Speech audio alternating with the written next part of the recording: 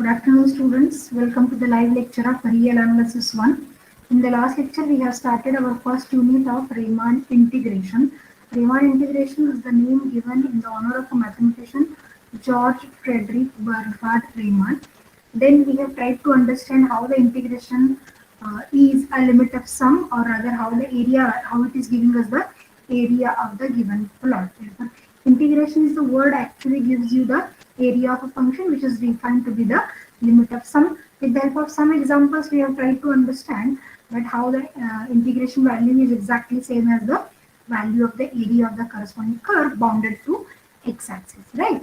Then, in order to understand Riemann integration in detail, we should understand some basic definition. The assumption in this unit will be the function is bounded, because if until and unless the function is bounded, we cannot find out the area bounded by the curve. Okay. The first definition under this concept will be a partition. Partition is actually just to make the divisions, just to make the subintervals, just to make some parts of the given closed intervals. So for this partition is actually finite set of points x0 to x1 which satisfies this inequality. We have seen in detail x0 less than or equals to x1 less than or equals to x2 and so on. With the help of this partition, the interval is divided into n subintervals. Okay.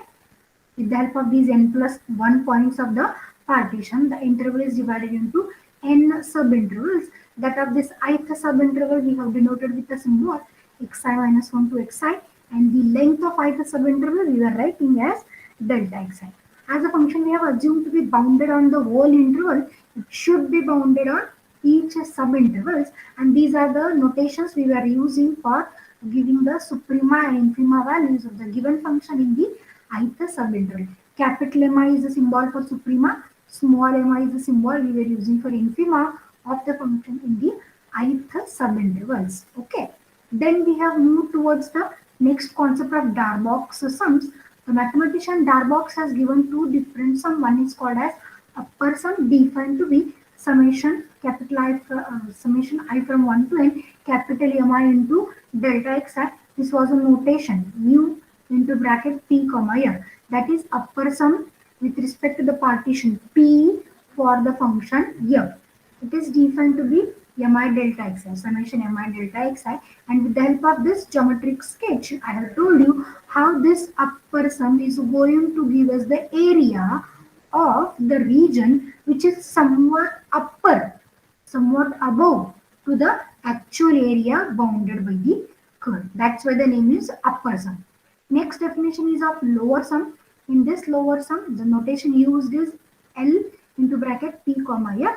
Lower sum with respect to the partition p for the function f defined to be summation small mi delta xi. Small mi is nothing but the infima of the function in the ith subinterval. This was a representation we have made. By looking at this sketch, one can easily understand whatever is the area bounded by this region will be somewhat below, somewhat lower to the actual area bounded by the curve. That's why the name is lower sum. Okay. So then we will, in the today's lecture, we will move towards the next concept of understanding how this upper sum and lower sum helps us to find out the actual area of the actual area bounded with the curve. Before that, we will go for finding some important inequalities which will help us to understand what is upper integral and lower integral. Okay. Now, let us just recall the symbols we have used. What is small capital Mi we have used? Capital Mi is the suprema of the given function in which interval? Ith interval, right? Xi minus 1 to xi. That of small mi is the infima of the function in the same interval. Now let me use capital M to be a notation for suprema of the given function f in the whole interval. What is the total interval we have? Closed interval a to b, right? Small m to be infima of the function f in the closed interval ab. Okay. Now can anyone tell me the relation between the bounds? All these bounds I have written on the screen. That is small mi and capital Mi, capital Mi and capital M. Can anyone tell me the relation between the bounds of this function? What is the relation between small mi and capital Mi? Infima and suprema. What can I write here? Relation. These are the values. Therefore, relation means either this is less equal, greater equal, or equal, strictly less, strictly greater. Right? No? What Yes, should I ma'am. write? What should I write here? What is the relation between small mi and capital Mi? Strictly less than. Less than. Strictly less than. Strictly less. Yes, Anjali, what you are saying? Strictly less than, ma'am. Strictly less. Everyone agree? Yes, ma'am. You are not getting anywhere equal to?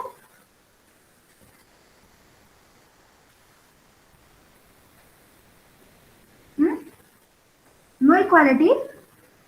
Let me give you an example. A function f of x equal to 2 constant on the interval 2 to 5. Tell me suprema infima. Suprema is Hmm? Suprema is Supremum is 5.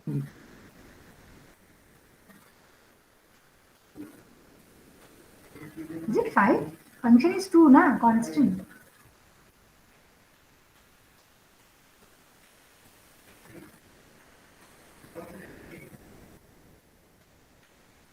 Right? Function value is 2. This is f of x equal to 2 na? yes, Horizontal line between the interval 2 to 5. Correct? What are the yes. suprema and infima values then?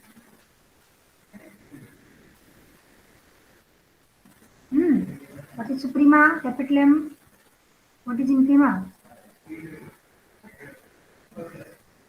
Now, what a simple example I am asking you. Function is constant. What is infimum value? Actually, the value of function remains constant throughout your interval. काय आहे suprema value? Both supremum and infimum too. 2, 2. Two, Then two. you get this equality, no? Yes, ma'am. Equality. What is the possibility here? This is the one Less than. example. One This is example I am giving you with equality relation between suprema and infima. Let me change the example. F of x equal to x in the same interval 2 to 5. Now tell me capital M and small capital m. M is 5 and small m is 2. Now here you get strictly less. Means there Yes. are examples where we get strictly less sometimes, equality sometimes. Therefore, what will be my general relation? Less than equal to. Is or not Less equal than to? Right. Here Yes, also yes. this is small m and capital M less than or equals to. Now what is the relation between this sub interval and this original interval? Xi minus 1 to xi is the subset of your original interval, no? Is a subset of your original interval AB, right? No. This is your original interval AB and we were making some partition and somewhere here will be my ith interval, right? Xi minus 1 to xi will be my ith subinterval. Therefore, this will be a subset. Now, we know the bounds for this interval is capital Mi and small mi. Bounds for this interval of the given function is small m and capital M. Then I want a relation between m and mi. Small m and capital M, small m and small mi, capital M and capital Mi. Less equal. And what for capital Mi and capital M? Less equal. Yes, it is less equal, right? Here it is true. Mi less equal by mi with the example we have discussed. Okay. And what is the relation between m and mi? Infima of mi is greater equal by infima of m. Is everyone getting me or should I give you the example? Because understanding this is very important because many a times we were using this relation. This is very important relation actually. Okay, I think I should give the example so that you can understand very easily. Example, let me give you an example. Suppose A is the set I am considering a number of elements from 1 to 100, natural numbers. Okay, and I am considering the set B of the same. Suppose I am considering the numbers between 10 to 50. Okay, now the notation I will use capital M and small m for the elements suprema and infima of this set, and for this I will use capital M I and small m I say. As of our notation we have, right? Now you tell me the relation. M and Mi, capital M and Mi, small m and Mi. What is capital M here? 100. 100. Small m, 1. capital Mi here. 50. 50. Small mi, 10. 10. Okay. What is the relation we have obtained? M and Mi. And capital Mi and M. M and Mi. Is it strictly less? Right now? 1 strictly less by 10. What about Mi and M? Strictly less. Here we have obviously less or equal. Right? Okay. Now this is one set I have taken where this relation gives you strictly less. Now let me consider one example, set C, where here it is C is 1 to 50 I am considering, say. Now tell me the relation Mi. What is Mi here? 1. C is subset of A, no? C is subset of A, where Mi is 1. Therefore here this small m and Mi coincides for this example. Okay. If I consider another set D, suppose I am considering 50 to 100. What is capital Mi? 100. What is capital M we have? 100. What is the equality? What is relation? Equality, correct? Therefore, there are few examples where we get strictly less. There are some few examples where we get equality. Therefore, combining both the possibilities, what should I write? M less equal by Mi. Mi is also less equal by capital M. Okay? Is it okay or not? Understood or not? Yes, ma'am. Okay. Therefore, this is the relation between the bounds of the function in ith subinterval and in the original interval AB. Now, with the help of this relation, we are moving ahead towards finding the important inequality. Let me write the inequality again. M less equal by Mi less equal by capital Mi less equal by capital M. Now what the next step I am doing? I am just going to multiply this inequality by delta xi. Multiply by delta xi. What is the value of I running from 1 to n? Is that okay? Therefore this is m delta xi. Mi delta xi, capital Mi delta xi, and capital M delta xi. Is it okay? Yes, ma'am. Now, I running from 1 to n I am saying. Therefore, how many inequalities I have total? For I equal to 1, I equal to 2, I equal to 3. There are n inequalities, right? No. Okay. Now let Yes, me ma'am. add all those inequalities. For adding all inequalities for I equals to 1 to n. Okay. So what will be my first term? Can I write summation here?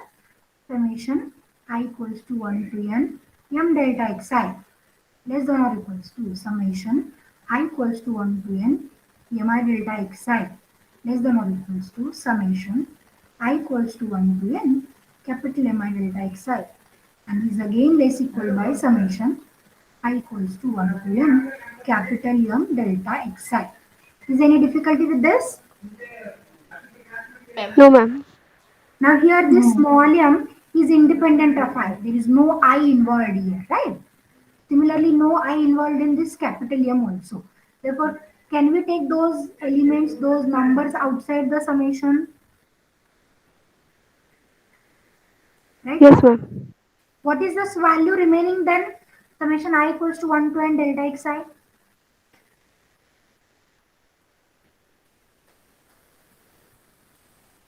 We were adding the length of all the subintervals. Okay. And what it is giving us then?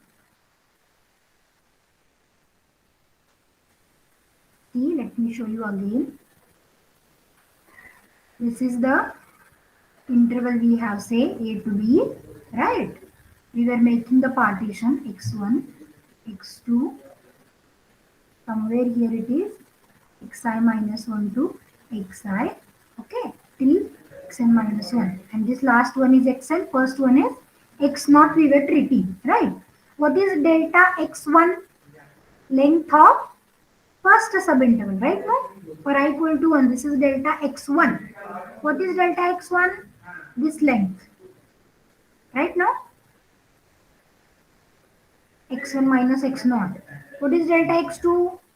Length of second subinterval. And just we are going on adding. Therefore, this is length of delta xi. Continue. This is the length of last delta xn. If I add up all the lengths, may I say it will give me the length of original interval AB? Yes, Right? ma'am. And what is the Ma'am. length of original interval? Is it B minus A? B minus A. Very good. Okay. Therefore, can I write here B minus A? This gives me the length of total interval. This also gives us the length of total interval. What are the middle terms? This is lower sum, right? LPR. This is upper sum. Okay. Now let me write the inequality. Small n times b minus a less than or equals to lower sum less than or equals to upper sum less than or equals to capital M times b minus a. Very, very important inequality we have, b greater than or equals to a, because I have taken the interval from a to b, right? This inequality is very important because this inequality tells us that whatever the partition we take, lower sum and upper sum will have the values which lies between this small m times b minus a to capital M times b minus a. Okay, let me try to explain this by using the sketch also.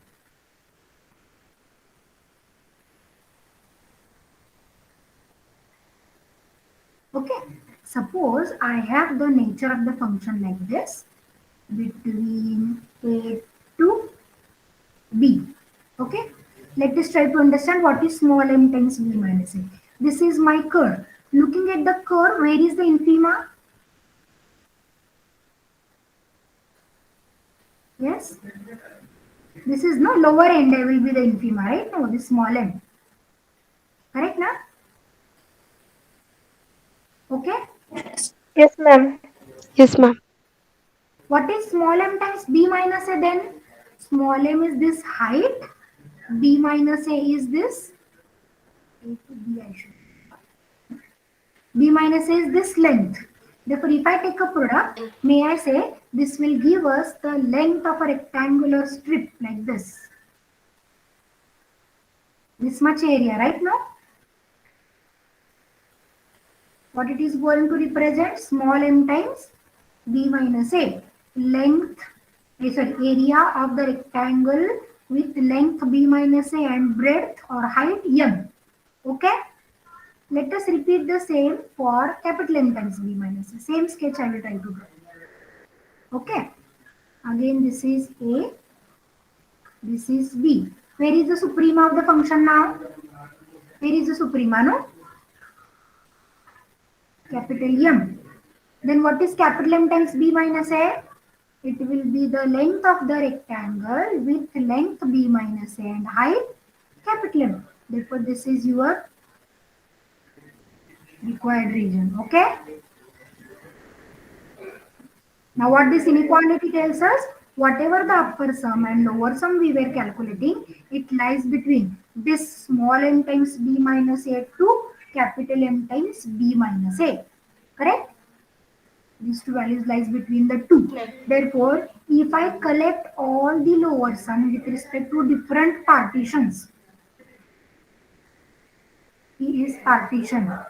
How many types of partitions I can take on a given interval? किती वेगवेगळ्या प्रकारे तुम्ही partition करू शकता? This is the interval given to you, 1 A to B. How many types of partitions one can do? 10 times, sir. Infinite times, no? Infinite number of partitions one can do. Correct? Therefore, with respect to every partition, if we find out the lower sum, according to this inequality number 1, one can say that this set is bounded. Correct, no? What is the upper bound? Capital M times B minus A. What is the lower bound? Small m times B minus A. Okay. Therefore, may I say set of all lower sums with respect to different partitions of the given interval is bounded. Similarly, if I take upper sums, collection of all upper sums with respect to P is a partition, any partition of your interval, may I say this set is also bounded? Is it okay? Again, the bounds will be same. Upper bound is capital M times B minus A. Lower bound is small m times B minus A. Means all your upper sum and lower sum is going to lie between this region to this region. Right now? Namaste ka? Okay. Is this clear to everyone? Now what I am claiming, set of all upper sums with respect to different partitions is bounded. Similarly, set of all upper sums with respect to different set is bounded. With respect to different set is bounded. Okay. Now we are going to understand the next definition of upper integral. I will write it on the next page. Okay. Now I am going to define upper integral. Okay. And upper integral is defined to be the infimum of, please wait a minute.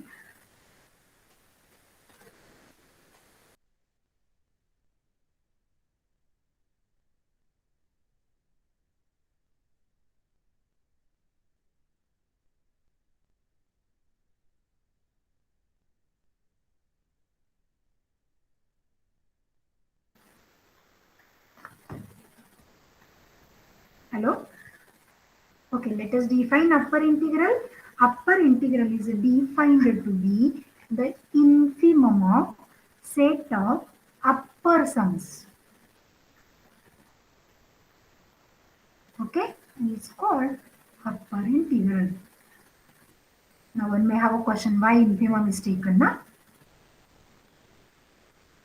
If you have a habit to ask the question, you can ask. Okay, and the notation we were using is A to B. As it is upper integral, here I am putting a bar to the upper side. Integration f dx and is defined as infimum set of upper sums where P is partition of what? Partition of the closed interval AB. Okay. Don't worry, I am going to tell you why infimum is taken. But let me complete the definition. Second definition is lower integral. Okay. The lower integral is defined as the supremum of set of lower sums. Is called lower integral. Is called lower integral. Okay. And according to the same symbol, I am going to use integration f to d, f dx, a to b. For lower integral, I am putting a bar to the lower side. This is supremum of set of all lower sums, where P is partition of closed interval AB. Okay. These are the two integrals. Now we'll try to understand why here infimum was taken and why this is supremum. In order to show you this in detail, what I will do, I will just take one more definition of refinement of partition.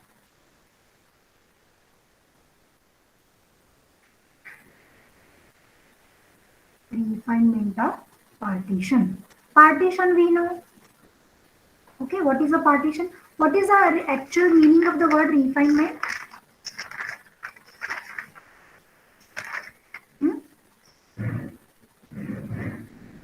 Refinements, we are going to make the things fine, no? More simpler, more finer, right? Now in this refinement also, we were, whatever the set P we have as a partition, as a set of points, as a partition of the given interval A to B, there are few points. Suppose I'll just put 3 points, x1, x2 and x3, right now? Now, refinement means we were going to make the partition more finer by giving more number of points in the same interval. Okay, that is, we are going to increase the number of points simply. We are going to increase the number of points simply. Here it is x1, x2, x3 I have. Now here let me plot some x1, x2, x3, x4, x5 and x6. Okay, therefore, what about the length of the interval? Here the lengths are bigger one. Now here in this next, the length becomes smaller. That is, we have made the partition finer than the original one, right? Therefore, increasing the number of points will give you the refinement of partition. And the definition is, textbook definition is, whatever is this set P star we were collecting as a set of points, and this set P with original partition, then this P star is called as the refinement of P if P is a subset of P star. Correct now? Here we have in P only 3 points, x1, x2, x3. In P star, how many points we have? x1, x2, x3 to x6. Therefore, this P is subset of P star. Therefore, P star is called as refinement. Okay? Let me write a definition. A partition P star is called refinement, is called refinement of P if P star contains P or P is subset of P star. Okay. The other words one can use is P star refines P, or P star is finer than P. Right? What is the meaning of finer we were doing? We are just increasing the number of points in the given partition. Now the question is, what is the effect on the lower sum and upper sum if we increase the number of points in the given partition? Let us try to understand this, right? So this is my curve in the interval, say A to B. Okay, first we'll try to understand regarding upper sum. Now initially I'll take only 2 points in the partition. Okay, in all 4 points actually, 2 points I plotted. Therefore the interval is being divided into three sub intervals. Now let us try to find out the upper sum. Okay, what is the upper sum now? What one has to do? In the first interval, we will consider the suprema. Where is the suprema? Here it is, right? Correct, no? Yes, ma'am. Therefore, let me just make a rectangle here. Okay, and let me shade the area.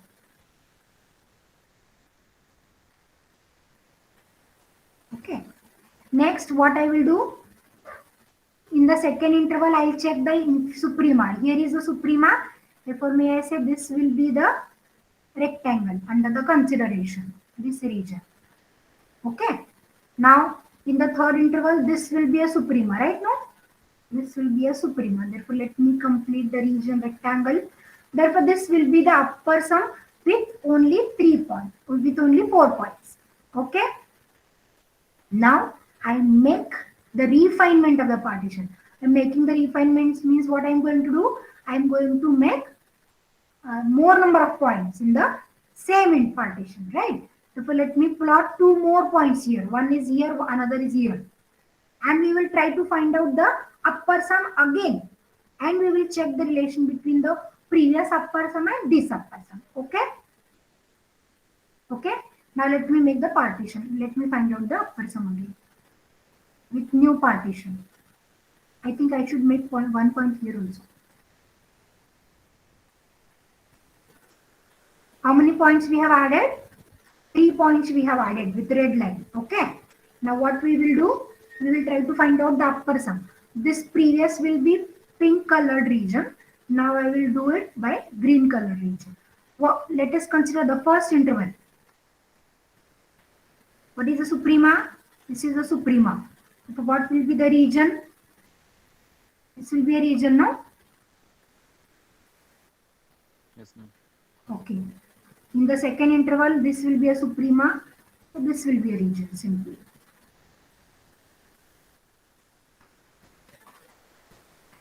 In the third, same region we have, no doubt. In the fourth interval, this will be a suprema for this much region. In the fifth interval, this is the suprema, therefore this will be a region under the consideration. And in the last one, this will be a suprema, this region will be under the consideration. But if you just observe the previous region and this region, what you observe? If I call P and P star is refinement. And this is my original partition. This I have given by pink color. Okay.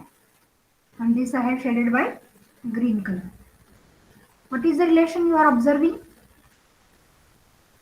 Green colour म्हणजे accurately area find करतो. No, it is not yet accurately. Okay. Accurately नाही पण म्हणजे अजून जर Going closer. Right now, going closer to the area. Okay, okay. Or I can say that the upper sum decreases, no? This much area is less. Right, no? Yes, ma'am. Therefore, can I say upper sum decreases with respect to partition, refinement of a partition? That is, I can have a relation UPF or UP star F is less equal by UPF. Okay. Why equality? Because every set is subset of itself. Therefore, in that sense, this original partition P is a subset of itself. In that case, we get same upper sum. But if I increase the number of points, upper sum decreases. Is that okay? Upper sum decreases. Or it is going closer. This is going closer to actual area, right now? Yes, ma'am. What happens if I increase the number of points still? अजून points वाढवायचे याच्यात तर काय होईल area अजून खाली येईल कुठेपर्यंत येईल it is coming closer to the actual area right understood this fact now let me tell you the same fact regarding lower sum what happens regarding lower some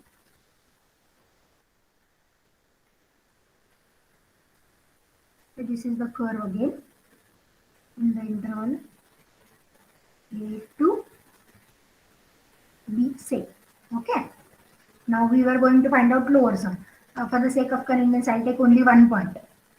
If it is only 1 point, what will be the lower sum? 1 point I have taken just to save my time. Okay.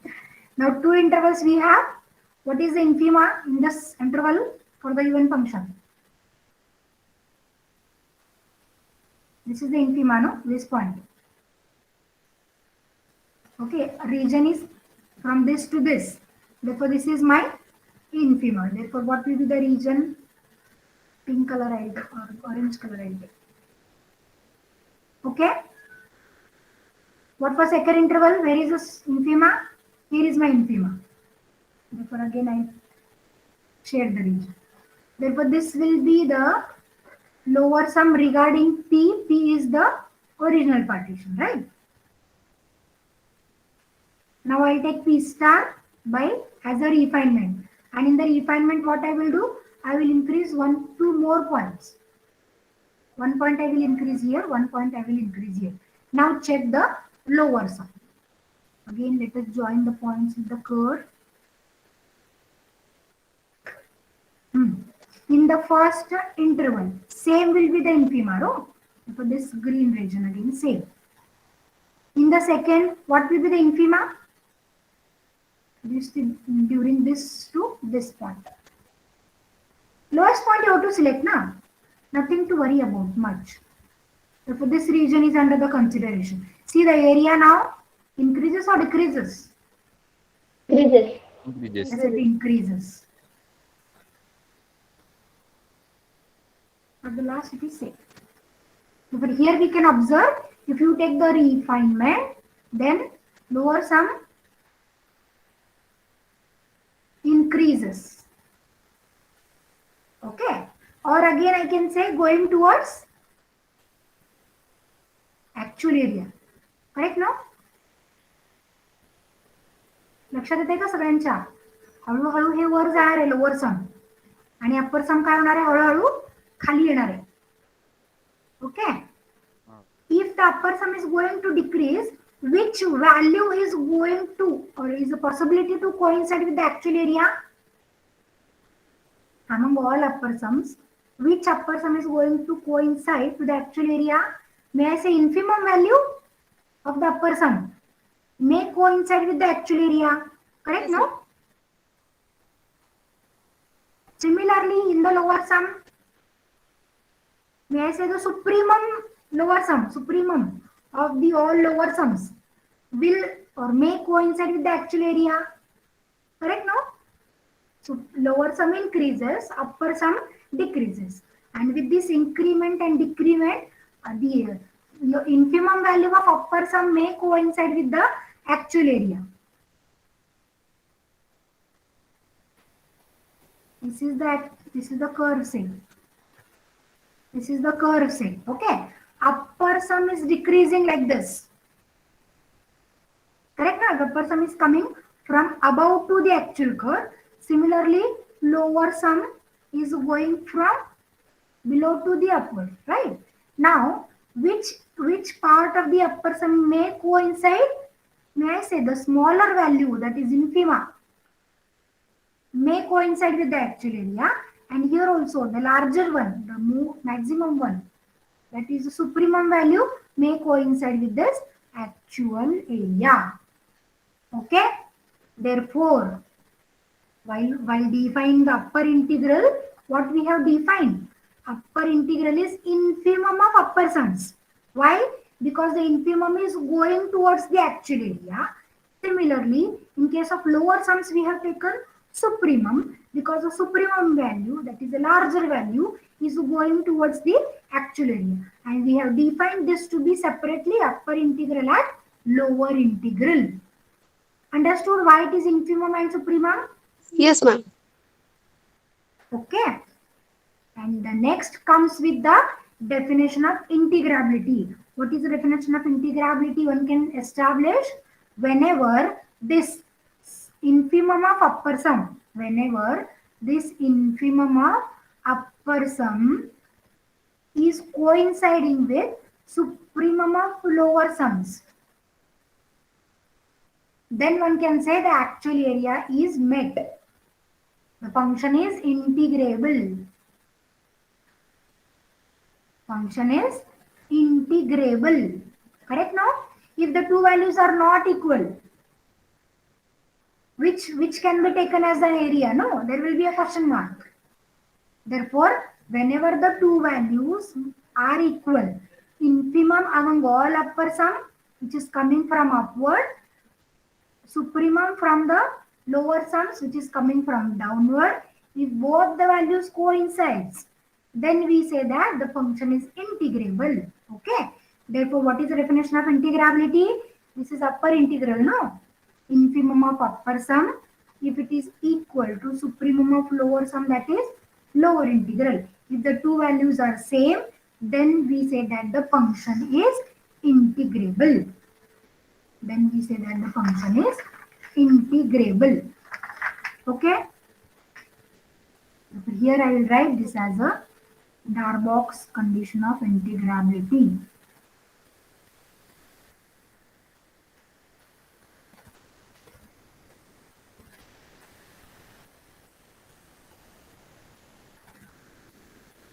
Darbox condition of integrability. The function f is said to be Riemann integrable. Riemann integration and usual integration same ahead. Don't make a confusion here. Okay. Riemann integrable, or I can write simply integrable.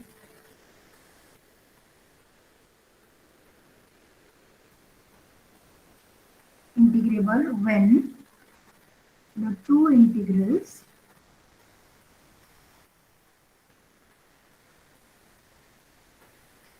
are equal over closed interval a to b, that is integration a to b upper integral f dx is equal to integration a to b lower f dx, and whenever these two are equal, we were using a simple symbol in integration f without any bars. Okay, is it okay? And if f is integrable,